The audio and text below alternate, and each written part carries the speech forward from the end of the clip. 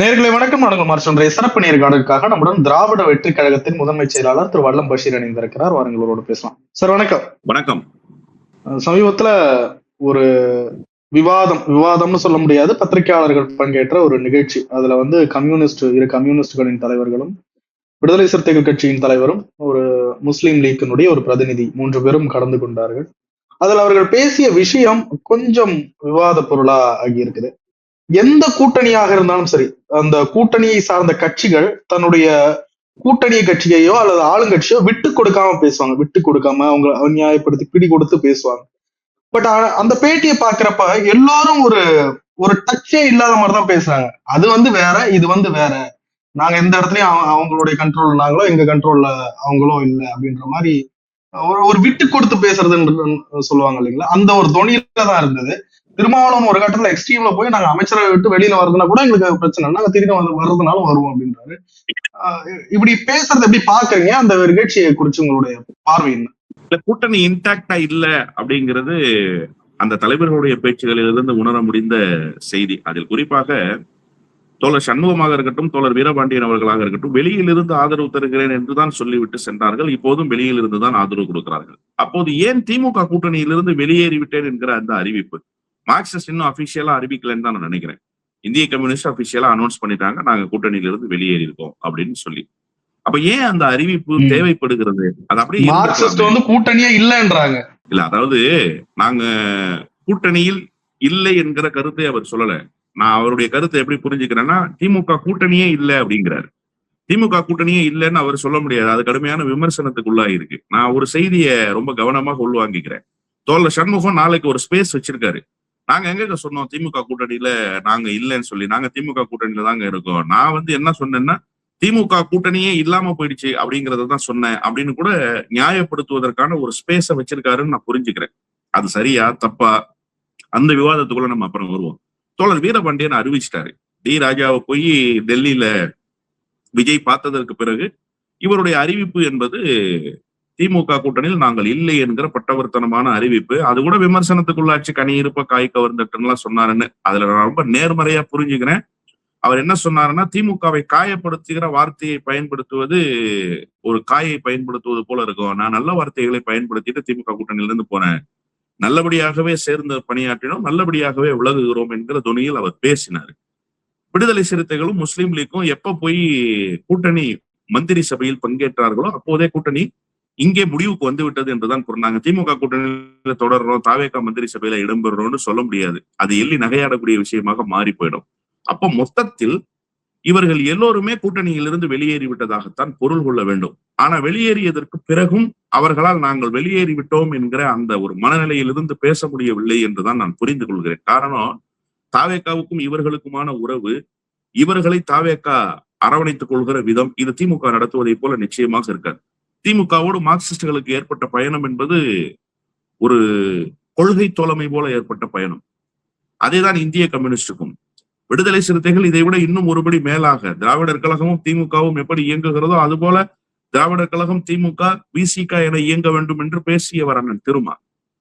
அண்ணன் திருமாவை தன்னுடைய இதய கூட்டுக்குள் வைத்து நேசித்தவர் அண்ணன் மு.க. ஸ்டாலின். இந்த இருவருக்குமான உறவு என்பது அரசியலுக்கு அப்பாற்பட்ட உறவு, கட்சிகளுக்கு அப்பாற்பட்ட உறவு, தேர்தலுக்கு அப்பாற்பட்ட உறவு. இதை அண்ணன் திருமாவே பல மேடைகளில் பேசி இருக்கிறார். இது எல்லாவற்றையும் கடந்து முஸ்லீம் லீக்கினுடைய உறவு என்பது காயிதமில்லத் காலத்திலிருந்து ஏற்பட்ட உறவு. இடையிலே ஒரு சின்ன தொய்வு லத்தீப் சமது பிரிவிலே ஏற்பட்டது. அப்புறம் 2001 தேர்தலில் அந்த பிரிவு ஏற்பட்டது. இது எல்லாம் கடந்து மீண்டும் அந்த கூட்டணி எப்போதும் போல தொடர்ந்து கொண்டே இருக்கிறது. இதுதான் முதல் முறை. கடுமையான வார்த்தைகள் இப்போது பயன்படுத்தப்படுகின்றன முஸ்லீம் லீக்கினுடைய சார்பில். இப்ப இதெல்லாம் என்ன அப்படின்னு கேட்டீங்கன்னா, இவர்கள் இன்னமும் திமுகவின் மீதான காதலை நிராகரிக்கவில்லை, இன்னமும் திமுக மீதான காதலை புறக்கணிக்கவில்லை. அந்த பழைய காதல் இப்போதும் தொடர்கிறது. புதிய திருமண பந்தத்திலே ஈடுபட்டிருக்கிறார்கள் என்றுதான் நான் புரிந்து கொள்கிறேன். இதை நீங்க எப்படி வேண்டுமானாலும் எடுத்துக்கலாம். அந்த வார்த்தையை நான் இவ்வளவு எளிதாகவே முடித்து விடுகிறேன். பழைய காதல் தொடர்கிறது, புதிய திருமண வாழ்க்கையில் ஈடுபட்டிருக்கிறார்கள். இப்ப நீங்க அப்படி ஒரு ஸ்பேஸ விட்டு வைக்க வேண்டிய அவசியம் என்ன இந்த கட்சிகளுக்கெல்லாம்? ஏன்னா விஜய் எல்லா விஷயத்திலயும் கம்ஃபர்டபுளா இருக்காரு. திருமாவளவன் ஒரு கட்டம் போயே சொல்லிட்டாரு, எனக்கு அந்த RSS பெற்றெடுத்த பிள்ளை அப்படின்ற டவுட் கிளியரே ஆயிடுச்சுட்டாரு. எல்லா விஷயத்திலையும் திராவிட முன்னேற்ற கழகத்தை விட ஒரு படி கூட தான் இவங்க செய்யறாங்க. அப்படின்றப்ப ஒரு ஸ்பேஸ் அங்க விட்டு வைக்க வேண்டிய அவசியம் என்ன? அதாவது நீங்க என்னதான் இருந்தாலும் நெடுங்காலமாக பயணிச்சிருக்கிறாங்க சார். அண்ணன் திரும்ப 2006 தேர்தலையும் 2016 தேர்தலையும் தான் திமுக இல்லாம போட்டியிட்டார். 2 சட்டப்பேரவை தேர்தல். ஏனைய எல்லா தேர்தல்களிலும் திமுகவோடு தான் அவர் போட்டியிட்டு இருக்கிறார். பெரும்பான்மையாக நான் 2000க்கு அப்புறம் உள்ள கதையை சொல்றேன். 2000க்கு முன்னாடி மூப்பனாரோடு போட்டியிட்டார். தலித் பந்தர்ஸ் விடுதலை சிறுத்தைகளாக மாறியது. அதுக்குள்ள நிறைய கதைகள் இருக்கு. நான் அதுக்குள்ள போக விரும்புறேன். 2000க்கு பிறகு இந்த 26 ஆண்டுகளில் 2 தேர்தல் மட்டும்தான் திமுக இல்லாத கூட்டணி. மீதி எல்லா தேர்தலிலும் திமுக கூட்டணி தான். கலைஞரனுடைய வாஞ்சைக்குரிய தம்பி, அண்ணன் தளபதியினுடைய வாஞ்சைக்குரிய நண்பன். இப்படிதான் நான் வந்து அதை புரிஞ்சுக்கிறேன். அந்த ஸ்பேஸையே விட்டு வைக்கணும் அப்படின்னு நான் பார்க்கல. அந்த பழைய நான் தான் சொன்னேன் இல்லையா, காதல் இன்னமும் தொடர்கிறது. அந்த காதலை அவர்களால் மறக்க முடியவில்லை. அந்த இனிமையான அந்த காதல் இப்போதும் இருக்கிறது என்றே நான் பொருள் கொள்கிறேன். ஏன் விஜய் சேஃபர் சைடு தானே அவங்கள வச்சிருக்காரு, அவங்களுக்கு சேஃபர் சைடு தானே விஜய் கொடுத்திருக்கிற ஸ்பேஸ் அப்படின்னா, இன்னைக்கு தான் இந்த ஸ்பேஸ் கிடைச்சிருக்கு. இந்த ஸ்பேஸ் அவர்களுக்கு எப்படி கிடைச்சதுன்னு நான் புரிஞ்சுக்கிறேன். அப்படின்னா திமுக கூட்டணியை உடைக்க வேண்டும், திமுக கூட்டணியில் இருப்பவர்களை அழைத்து வர வேண்டும் என்கிற அடிப்படையில் தான் அந்த ஸ்பேஸ் அவர்களுக்கு கிடைத்ததே தவிர, இந்த விடுதலை சிறுத்தைகள் கட்சி தனியாக இருந்திருந்தால் அந்த ஸ்பேஸ் அவங்களுக்கு கிடைச்சிருக்காது. கம்யூனிஸ்ட் கட்சி தனியாக இருந்திருந்தால் அந்த ஸ்பேஸ் அவங்களுக்கு கிடைச்சிருக்காது. முஸ்லீம் லீக் தனியாக இருந்திருந்தால் அந்த ஸ்பேஸ் அவங்களுக்கு கிடைச்சிருக்காது. நான் இப்படி புரிஞ்சுக்கிறேன். பாட்டாளி மக்கள் கட்சி இல்லையா, எத்தனை எம்எல்ஏ? 4 எம்எல்ஏ தானே. அந்த 4 எம்எல்ஏவை கூட்டு வந்து மந்திரி சபையில சேர்க்கறதுக்கு ஏன் விஜய் முயற்சிச்சிருக்கலாம்ல? அன்புமணியிடம் பேச்சுவார்த்தை நடத்திருக்கலாம்ல? நடத்தினாரா? நடத்தல. அப்ப அஜெண்டா என்ன?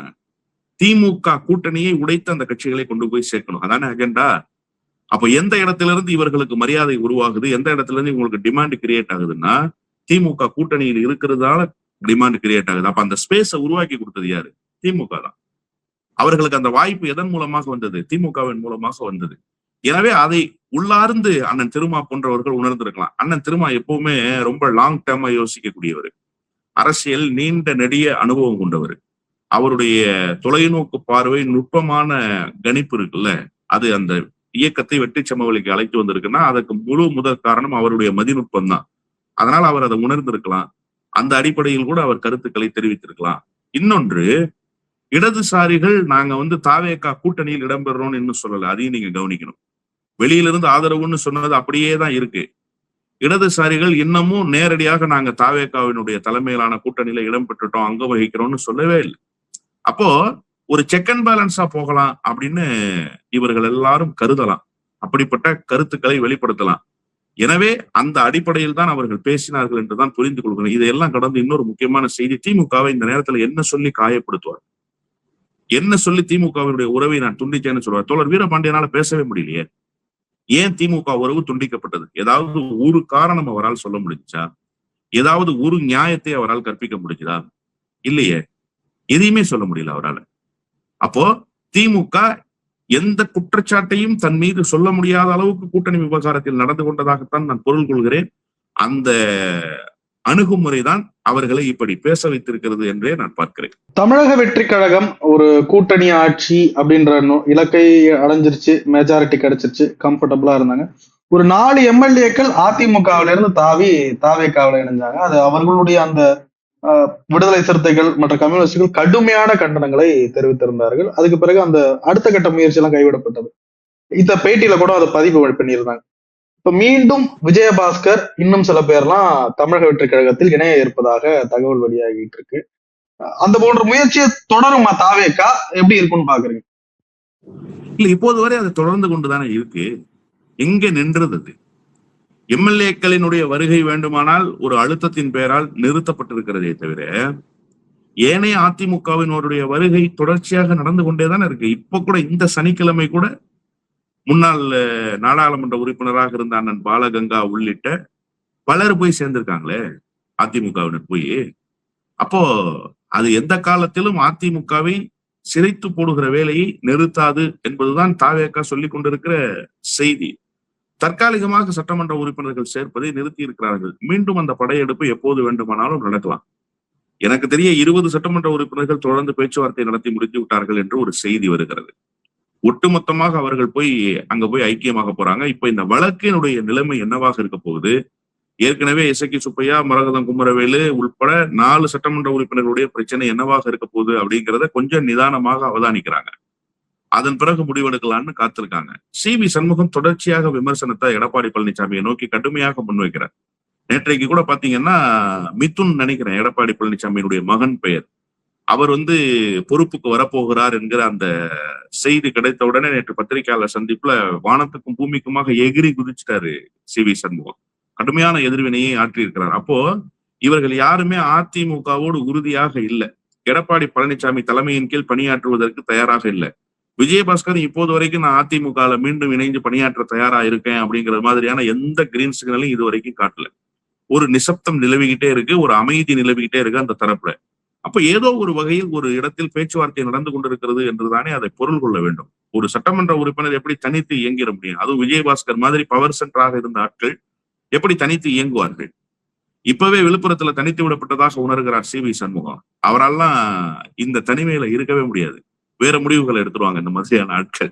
அதனால தொடர்ச்சியாக பேச்சுவார்த்தை நடத்தப்பட்டு கொண்டே இருக்கிறது. ஒரு படையெடுப்பு மீண்டும் தொடரும். தற்காலிகமாக அது நிறுத்தி வைக்கப்பட்டிருக்கிறது என்பதுதான் யதார்த்தமான உண்மை. இது ஆதவ அர்ஜுன் அவர்களே விளக்கம் சொன்னாராம். யாருமையும் நாங்க போய் பிடிக்கல, அவங்களா வராங்க, நாங்க என்ன செய்யறது அப்படின்றாரு.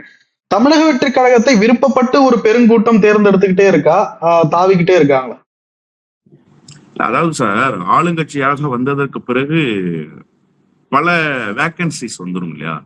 வாரிய தலைவர்கள், பொறுப்பு குழுக்கள், அறங்காவலர் குழு போன்ற பொறுப்புகள், இதையெல்லாம் யார் அலங்கரிப்பது, இதையெல்லாம் யார் வழிநடத்துவது அப்படிங்கிற ஒரு கேள்வி இருக்குல்ல.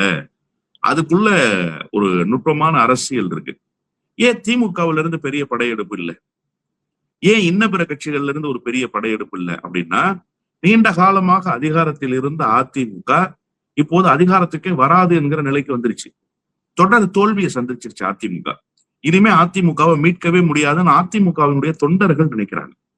அதிமுகவினுடைய தொண்டர்கள் அதிமுகவை இனி மீட்க முடியாது, அது வெற்றி சமவெளிக்கு வராதுன்னு நினைக்கிறாங்க.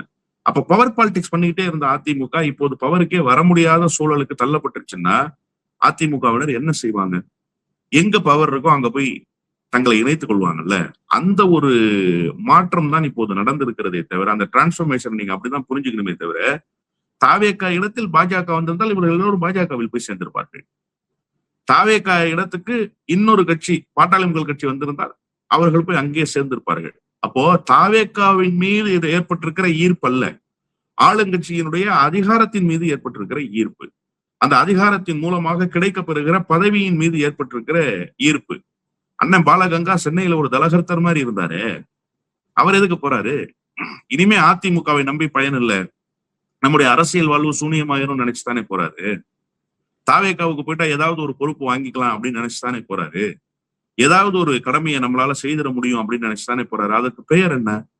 அதிமுக தொண்டர்களை தக்க வைத்துக் கொள்வதற்கு எந்த விதமான முன்னெடுப்புகளையும் எடுக்க முடியாத நிலைமைக்கு போய் சேர்ந்துச்சு. எடப்பாடி பழனிசாமி என்ன பண்ணிட்டாருன்னா, இப்போ கட்சியை எப்படி கொண்டு வந்துட்டாருன்னா, நான் வந்த மாட்டேன், கட்ட மாட்டேன், போன மாட்டேன், பிடிக்க மாட்டேன் அப்படிங்கிற மனநிலைக்கு அவர் வந்துட்டாரு. அப்போ இது எவ்வளவு பெரிய ஒரு மோசமான மனநிலை பாருங்க. தோல்விக்கு பிறகு ஒரு தொய்வை சந்திக்கிற கட்சிய தொய்விலிருந்து மீட்டெடுக்கிற வேலையை ஒரு தலைவர் செய்யணும்ல. அந்த மு.க. ஸ்டாலின் தொடர்ச்சியாக ஆறுதல் சொல்லிக்கிட்டே இருக்காரு, தொடர்ச்சியாக தெம்பூட்டி கொண்டே இருக்காரு. அந்த தெம்பை இவர் ஊட்டணுமா வேண்டாமா? அந்த ஆறுதலை இவர் சொல்லணுமா வேணாமா? இப்ப வீழ்ச்சி திமுகவுக்கா? இல்ல, திமுக இந்த தேர்தலில் களத்தை இழந்திருக்கு. வீழ்ச்சி யாருக்கு? அதிமுகவுக்கு தான் வீழ்ச்சி.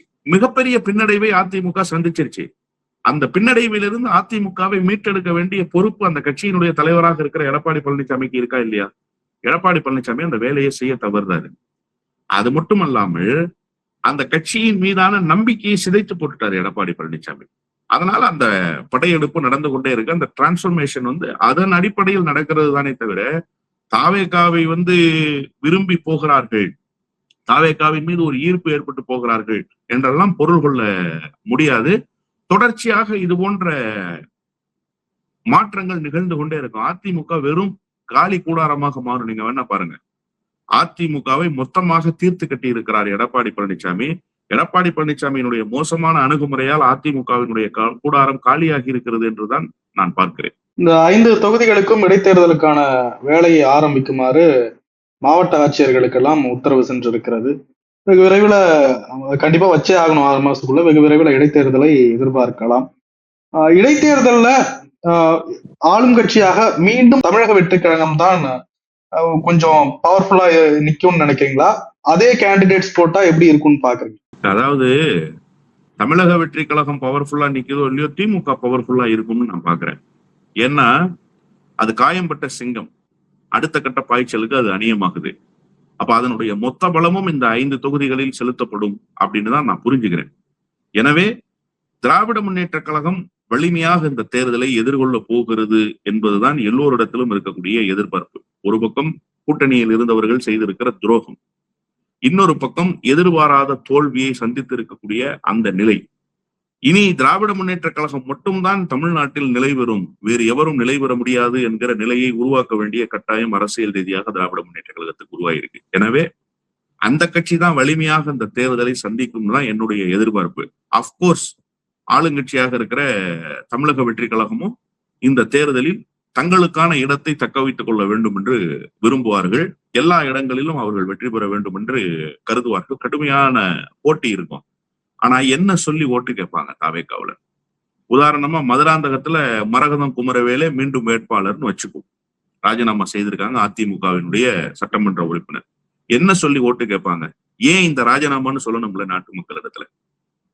ஏன் இந்த ராஜினாமா? உனக்கு தானே நாங்க ஓட்டு போட்டோம், உன்னை தானே நாங்கள் சட்டமன்ற உறுப்பினர் ஆக்கணும். தேவையில்லாம நீ ரிசைன் பண்ணிட்டு உன்னுடைய சொந்த முடிவுக்காக நீ ராஜினாமா பண்றது, மீண்டும் இதே தொகுதியில இன்னொரு கட்சி சார்பில் நீ போட்டியிடுறன்னா வாக்களித்த மக்களை நீ என்னவாக நினைத்துக் கொண்டிருக்கிறாய் என்ற அந்த கோபம் வெளிப்படாதா? அம்பையில இசக்கி சுப்பையா ராஜினாமா பண்ணிருக்காரு. அவர் சொல்றாரு நான் ரெட்டலைக்கு ஓட்டு போடுங்கன்னு கேட்கவே இல்லைங்கிறாரு. இப்ப அது வர பல வீடியோ கிளிப்பிங்ஸ் வந்துருச்சு, அவர் ரெட்டலைக்கு தான் ஓட்டு கேட்டாருன்னு சொல்லி. இப்ப என்ன சொல்லி அம்பையில போய் திரும்ப ஓட்டு கேட்பாரு? அம்பாசமுத்திரத்தினுடைய வாக்காளர்கள் எப்படி இவரை எதிர்கொள்வாங்க? நீங்க எப்படி அவர்களுடைய கேள்விக்கு பதில் சொல்ல போறீங்க? இதெல்லாம் ஒரு $1 மில்லியன் கொஸ்டினா நிக்குது. ஒரு பெரிய நெருக்கடி காத்திருக்கு. ஒருவேளை இவர்கள் யாருக்குமே வாய்ப்பு கொடுக்கல, கடந்த முறை போட்டியிட்டாங்க இல்லையா தாவேகா சார்பில், அவர்களுக்கே மீண்டும் வாய்ப்புன்னா தாவேகா ஒரு ஸ்டாண்டை எடுத்துட்டாங்க அப்படின்னு இந்த நாட்டு மக்கள் புரிஞ்சுக்குவாங்க. என்ன ஸ்டாண்டை எடுத்துட்டாங்கன்னா, அது மாதிரிலாம் நாங்க வந்தவங்களுக்கு எல்லாம் வாய்ப்பு கொடுக்கலங்க, எங்க கட்சியில தோல்வி அடைஞ்சவங்களுக்கு தான் கொடுத்துருவோம், இது குதிரை பேரம் அல்ல என்று மக்களுக்கு நிரூபிப்பதற்கு அது பயன்படும். ஆனா ஒண்ணு, அப்படி நீங்க மக்களுக்கு நிரூபிச்சிடலாம், உங்களை நம்பி இனிமேல் சட்டமன்ற உறுப்பினர்கள் வரமாட்டாங்க. இப்ப நெருக்கடி தான் தாவேகாவுக்கு.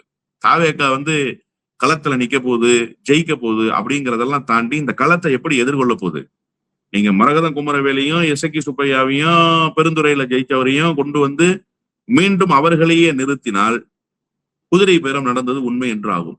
அதை வைத்தே தேர்தல் பிரச்சார களத்தில் உங்களை வீழ்த்துகிற வேலையை திமுக செய்யும்.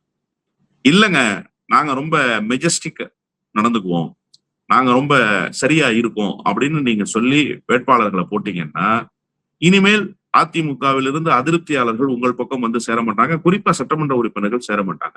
எந்த அடிப்படையில் உங்கள்கிட்ட சேருவாங்க? எந்த நம்பிக்கையின் அடிப்படையில் சேருவாங்க? அப்போ இந்த தேர்தல் களத்தில் ஒரு ஆசிட் டெஸ்ட், அமில பரீட்சை தாவேகாவுக்கு காத்திருப்பதாகத்தான் நான் புரிந்து கொள்கிறேன். கடுமையான மோதல் இந்த களத்தில் நிகழும். திராவிட முன்னேற்ற கழகம் தன்னுடைய ஒட்டுமொத்த பலத்தையும் தேர்தல் களத்தில் பயன்படுத்தும். இல்ல, இப்படித்தான் நிறைய விஷயங்களை பயன்படுத்தினாங்க. ஒரு வார்த்தைக்காக சொல்றேன். விஜய் முன்னாடி பல மாவட்டங்களுக்கு போகவே முடியல, அவர் போகல, அவர் ஃபேஸ கூட காட்டல.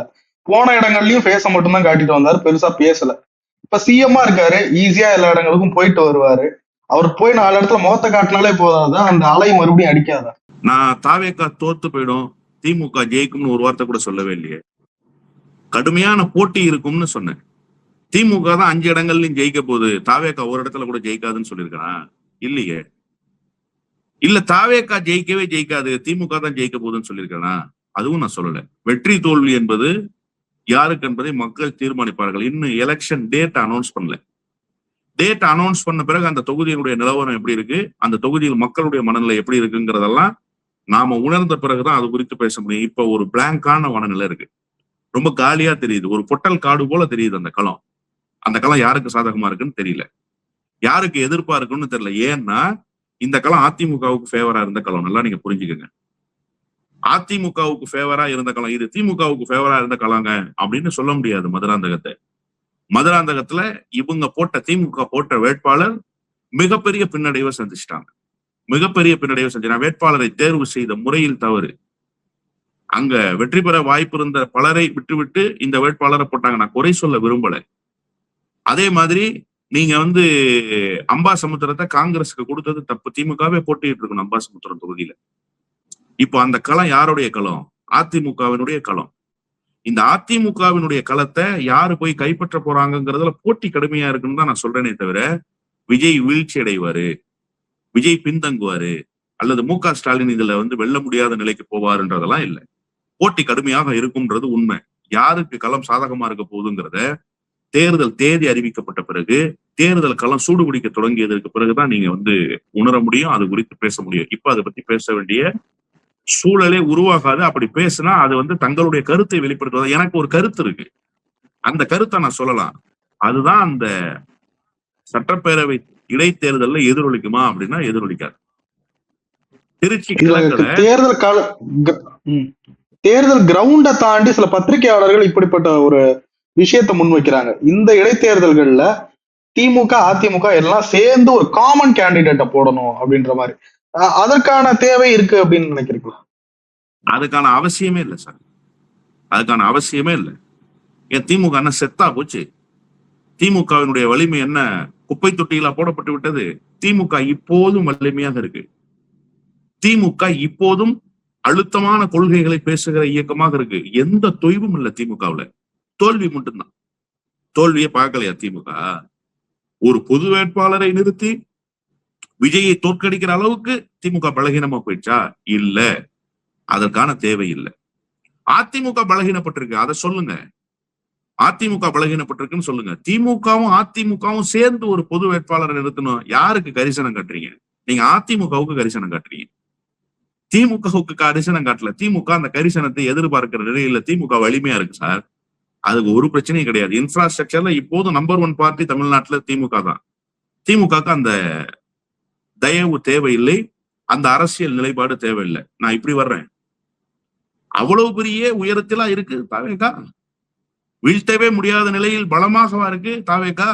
அப்படி எல்லாம் ஒண்ணும் இல்லை. அறுதி பெரும்பான்மை கிடைக்காம தான் வெற்றி பெற்றிருக்கிறாங்க. ஃபுல் மெஜாரிட்டி கிடைச்சிச்சா உங்களுக்கு? 119 சீட்டு கிடைச்சிச்சா? 120 சீட்டு கிடைச்சிச்சா? கிடைக்கல. அறுதி பெரும்பான்மை கிடைக்காத அளவுக்கு தான் வெற்றி பெற்றிருக்கிறாங்க. அவங்க ஒண்ணும் மிருக பலத்துல எல்லாம் இல்ல. மிருக பலத்தில் இருந்த பாரதிய ஜனதா கட்சியே பார்த்துருச்சு திமுக. அதனால இந்த தாவேகாலம் திமுகவுக்கு ஒரு பெரிய பொருட்டு இல்ல. இன்னைக்கு தேர்தல் தோல்வி, அவ்வளவுதான்.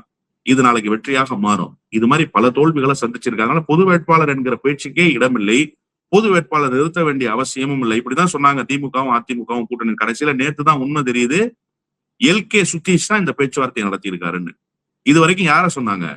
சபரீசன் நாங்க, உதயநிதி ஸ்டாலின் நாங்க, ஸ்டாலினே பேசிட்டாருன்னாங்க. எவ்வளவு பெரிய அயோக்கியத்தனம் பாருங்க.